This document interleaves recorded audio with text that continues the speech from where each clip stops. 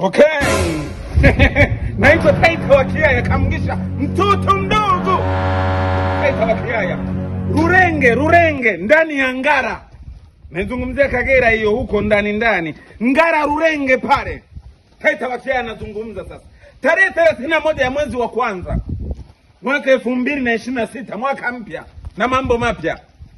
Pale ndani ya The Breeze Lounge tutakuwa na DJ mmoja mkubwa sana kutoka Uganda. Anaitwa DJ Sadati.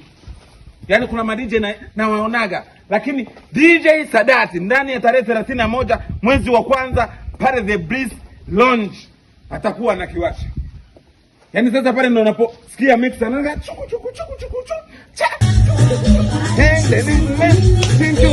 Unaleta hapo. Humo unayavunja.